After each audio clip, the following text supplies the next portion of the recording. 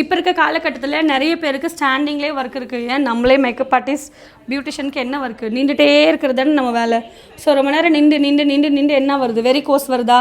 அப்போ அந்த varicose problem எல்லாம் ரொம்ப நாள் நீங்கள் அப்படியே விட என்ன ஆகுனா நரம்பெல்லாம் தூக்கிக்கிட்டு நரம்பு வெடிச்சிடுதுன்னெலாம் பயப்படுவாங்க. நிறைய பேர் அதுக்கு ட்ரீட்மெண்ட்லாம் எடுப்பாங்க. அப்போ நம்ம ரெகுலராகவே நீங்கள் வீட்டுக்கு போனீங்கன்னா ஒரு 1/2 hour சுடுதண்ணியில் அழகாக உப்பு போட்டு ரிலாக்ஸாக சேரில் உட்காந்து மட்டும் பாருங்கள் எப்படி இருக்குது ரிசல்ட்டுன்னு. நீங்கள் நாளைக்கு கிளாஸில் வந்து சொல்லுங்கள். சூப்பராக இருக்கும். பெயின்ஃபுல்லாக இருக்காது, பெயின் ரிலீஃபாக இருக்கும். அதை தாண்டி நல்லா தூங்குவீங்க. காலுக்கு தான் நீங்கள் சுடுதண்ணி கொடுத்துருப்பீங்க, ஆனால் பிரெயின் வரைக்கும் அப்படியே ஸ்லீப்பிங் மூடு அவ்வளோ சூப்பராக தூக்கம் வரும். வரும்போதே ஒரு சிலர் எனக்கு ஹெட்டேக்காக இருக்குன்னு தான் நான் வந்து ஹெட் மசாஜுக்கு வந்திருக்கேன்னு கூட ஒரு சிலர் சொல்லுவாங்க. ஸோ அவங்கள தூக்கி நீங்கள் பெடிக்யூருக்கு உட்காரச்சிங்கன்னா கூட அந்த பெடிக்யூர் முடிச்சு அவங்க போகும்போதே அம்மா டோட்டல் பாடியே ரிலாக்ஸ் ஆன ஃபீல் இருக்குடான்னு சொல்லுவாங்க. ஏன் அப்படின்னிங்கன்னா நீங்கள் அங்கே பண்ணுற ஒவ்வொரு விஷயமும் ஒவ்வொரு ஆர்கானும் ஒர்க் ஆகும், ஈவன் பிரெயின் வரைக்குமே.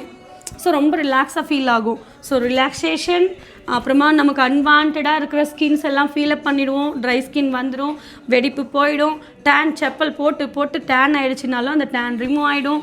ஸோ அவ்வளோ சூப்பராக இருக்கும். பெடிக்யூர் அப்படிங்கிறது எல்லாரோட லைஃப்லேயும் மஸ்ட். ஸோ நீங்கள் ஒரு கஸ்டமராக இந்த வீடியோ பார்த்துட்ருக்கீங்க, சர்வீஸ் எடுத்துக்கணும், பெடிக்யூர் பற்றி எனக்கு தெரியலன்னா தயவு செஞ்சு பெடிக்யூர் பண்ணிக்கிறத ஒரு வழக்கமாக வச்சுக்கோங்க. மந்த்லி ஒன்ஸ் ட்ரை பண்ணுங்கள், நல்லாயிருக்கும்.